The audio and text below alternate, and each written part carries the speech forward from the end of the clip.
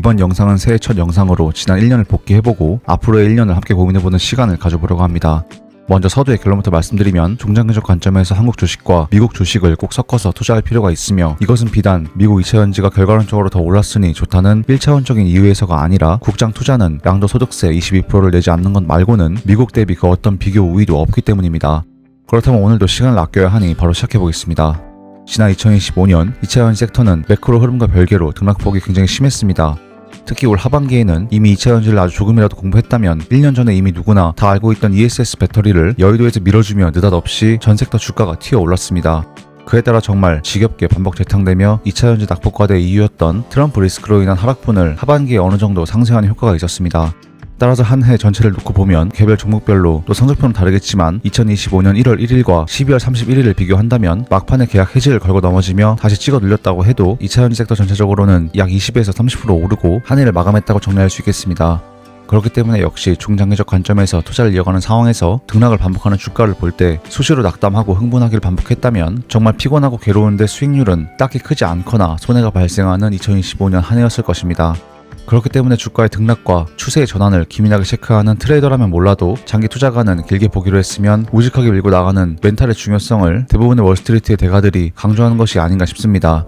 중장기적으로 2030년을 보며 침착한 마음으로 위대한 K비트를 기업들에 투자하고 계시다면 새해에도 마찬가지로 기업들이 우리가 생각한 최초의 투자 아이디어와 부합하게 사업을 진행하고 있는지, 내지는 요즘처럼 정신없는 등락이 발생할지라도 큰 관점에서 대세의 변화가 없는지 정도만 체크하며 계속 홀딩하는 전략을 사용해도 전혀 문제가 없을 것입니다.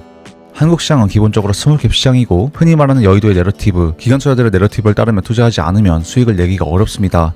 따라서 제 아무리 날고기는 실적이 나온다거나 좋은 일이 있어도 여의도의 내러티브가 2차전지가 아니라면 주가가 오르기 어려운 것입니다. 한 예로 PNT는 소위 말하는 캐즘, 사실 이 캐즘이라는 것도 이제 와서 보면 기자들과 애널들에 의해 만들어진 전부 거짓말이었음이 드러났지만, 어쨌든 PNT가 2차전지 섹터 분위기가 침울한 상황에서 홀로 정말 어마어마한 실적을 만들어냈음에도 그런 건 상관없이 나쁜 부분만 집중적으로 부각되며 짓눌렸습니다. 또한 올해 연초부터 LG엔솔의 호실적이 이어졌으나 이 또한 한국 증시는 AMPC 보조금은 쏙 빼는 상법을 사용한다거나 하는 등의 제멋대로식의 잣대를 들이댑니다. 중장기적으로 위대한 기업에 투자하는 것이 투자의 정석이고 맞지만, 아무리 호실적이 나오고 경기순환조 특성을 가진 2차전지 기업들의 굉장히 중요한 리튬 판가가 반등해도 기본적으로 2차전지는 개인 투자자들이 선호한다는 사실이 이미 모두 노출되어 있다는 점 등으로 이것들을 전혀 반영하지 않는 경우가 허다하기 때문에 한국 2차전지 기업들에 투자한다면 이런 점들을 감수하면서 중장기 투자를 이어가야겠습니다. 즉 호재는 하나도 반영하지 않고 악재만 반영하며 주가가 비정상적으로 짓눌리는 상황을 기본적으로는 참아야 한다는 것입니다. 좌측에 정리한 에코프로와 포스코홀딩스로 예를 들어보겠습니다. 에코프로비엠은 밸류 관점에서 가장 중요한 실적이 2025년 상반기를 저점으로 분명히 턴어라운드 했고, 인도네시아 니켈 프로젝트와 헝가리 공장 준공을 통해 강력한 경쟁력을 가진 가격 파괴 양극재에 대한 비전을 상당 부분 현실화시켰습니다. 게다가 가파르게 하락하던 리튬 가격도 이제 저점 대비 2배 이상 반등하였는데, 이것은 만약 정상적인 시장이었다면 당연히 주가에 반영이 되었을 것입니다. 그러나 에코프로비엠은 대부분의 2차전지 기업들과 마찬가지로 리튬 하락기에는 이를 반영했고 신나게 떠들더니 상승기에는 주가가 리튬과 완전히 디커플링 되었고, 리튬가는 천정부지로 치솟거나 말거나 자신들과 전혀 무관한 LG엔솔과 포드, 프로이덴베르크 계약 취소권, LNF와 테슬라 계약 해지에 주가가 단숨에 20%가 날아갔습니다. 즉 그간 에코프로비엠의 주가 폭락을 합리화시키던 주된 이유가 첫째가 실적 악화, 둘째가 리튬 판가 하락이었음에도 이 두 가지 사유가 전부 해소되었지만, 그럼에도 불구하고 에코프로비엠의 주가는 이전 박스권 최하단 근처에도 못 가는 수준을 전전하고 있는데, 이건 분명히 논리로 설명할 수 없는 사태입니다. 그럼에도 불구하고 전부 거하게 취한 것처럼 정말 어처구니 없는 셈법과 잣대를 동사의 밸류에이션이랍시고 들이대고 있는 것입니다. 포스코홀딩스는 더합니다. 에코프로비엠보다 한술 더 떠 리튬 가격 상승이 양극재 판가에 연동되는 수준이 아니고 리튬 그 자체를 생산하는 기업입니다. 따라서 그간 리튬 판가가 폭락했으니 포스코홀딩스의 주가도 함께 떨어져야만 했다는 그간의 스토리가 어느 정도 유효했던 것입니다. 그러나 리튬 판가가 벌써 저점 대비 2배 이상 반등했음에도, 심지어 포스코홀딩스의 리튬 사업부는 2023년도와 비교할 때 비교도 할 수 없을 정도로 커졌음에도 불구하고 리튬 상승에 따른 주가 관점에서의 수혜는 정말이지 그냥 깔끔하게 0%입니다. 혹시 포스코가 리튬 사업부를 전부 매각했다는 등의 제가 모르는 소식이 있는 것은 아닌가 하는 의혹이 될 정도로 리튬의 밸류가 현재 동사의 주가에서 깔끔하게 소각되었습니다. 그런데 한편으로는 포스코홀딩스의 철강의 업황이 별로라 리튬 판가 상승에 따른 회복분을 철강이 발목을 잡으며 상쇄시켰다고 말씀하실지도 모르겠습니다. 그런데 현대제철의 주가를 보면 철강의 업황도 생각보다 그렇게 나쁘지 않음을 확인할 수 있습니다. 앨범의 주가와 리튬 가격 추이를 볼 때 이 정도로 포스코홀딩스의 주가가 계속 가라앉는 것이 합리화되려면 대한민국 철강 업황이 극도로 나빠야 하지만 전혀 그렇지 않기 때문에 이를 정당화할 수 없습니다.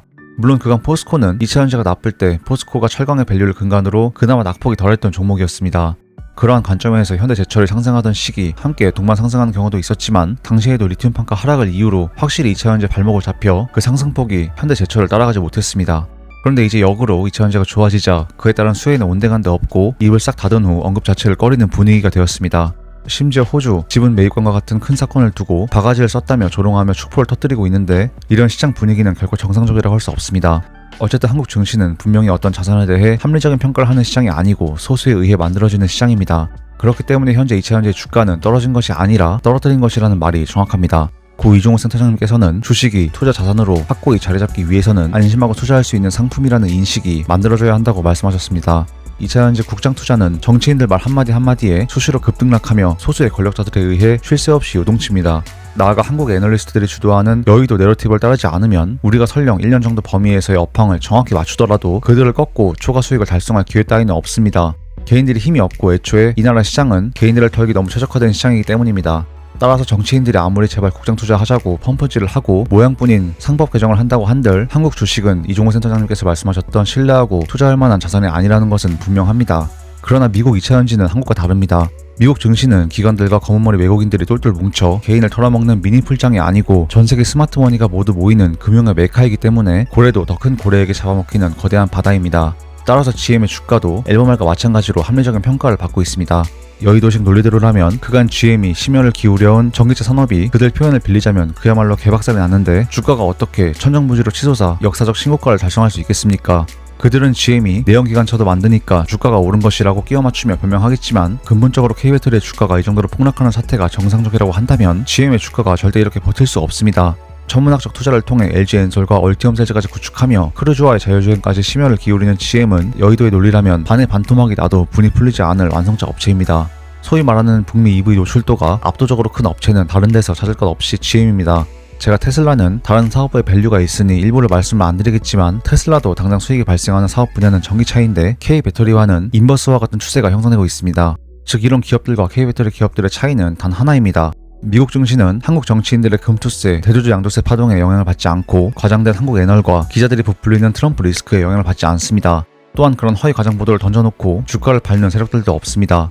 미국에서 그런 짓을 했다가는 기자들은 조사를 받고 감옥에 갈 테고 세력은 더 큰 고래한테 걸리면 모든 돈을 잃고 파산할 것입니다.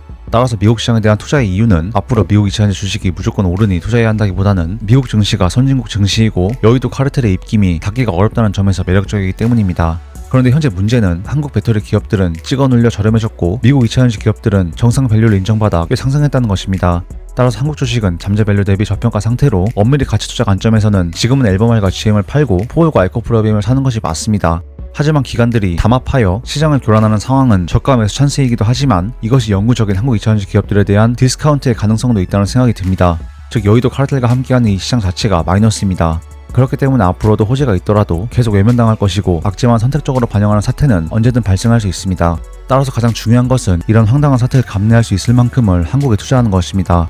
어쨌든 향후에 계좌를 까보면 미국 2차전지와 한국 2차전지 모두 10배가 이상 상승할 가능성도 없지는 않습니다.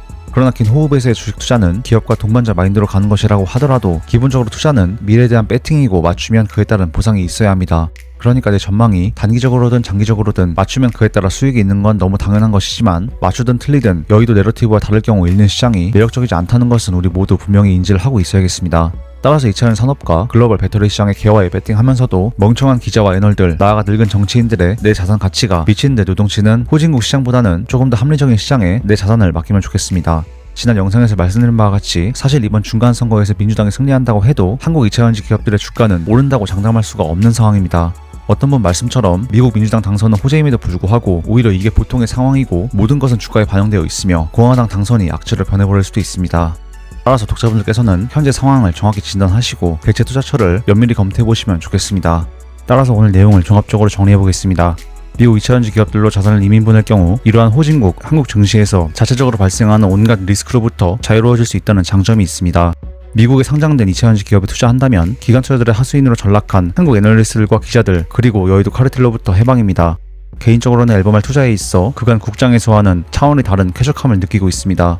어디에나 노이즈는 있지만 합리적인 미국 증시는 이미 나온 악재를 여러 차례 반영하지 않으며 정확한 비율일지는 모르겠지만 방글라데시 기자단이 아무리 떠들어봐야 삼성전자의 주가는 꿈쩍도 하지 않는 것과 마찬가지로 여의도 카르텔의 마수가 미국 2차전지 기업들까지 뻗치기가 어렵습니다.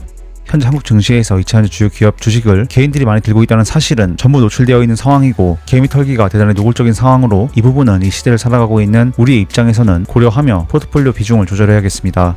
그러나 제 이러한 영상이 K배터리 기업들 주식을 몽땅 다 팔아야 한다는 것은 아닙니다. 다만 우리가 어떤 시장에 투자를 하고 있고 어떤 부분을 알고 투자를 해야 하는지 내지는 갈아탈 수 있는 선택지는 무엇이 있는지를 냉정하게 검토할 필요가 있어 영상을 준비해보았습니다. 독자분들께서 냉정하게 현재 상황을 진단하시고 여러 대안을 두고 기회비용을 검토하시는 데 도움이 되었으면 좋겠습니다. 그렇다면 오늘 영상을 마무리하며 구독과 좋아요 한 번씩 눌러주시면 앞으로도 이러한 제 최신 공부 자료들을 가장 빠르게 받아볼 수 있습니다. 새해에도 저는 한국과 미국 2차전지 기업들 그리고 글로벌 정치 상황까지 계속 추적하며 투자에 실천적으로 도움이 되는 내용들을 준비해 보겠습니다. 시장 상황은 여전히 힘들지만 독자분들 새해 복 많이 받으시고 올 한 해 늘 기쁜 일만 가득하시기 바라겠습니다. 감사합니다.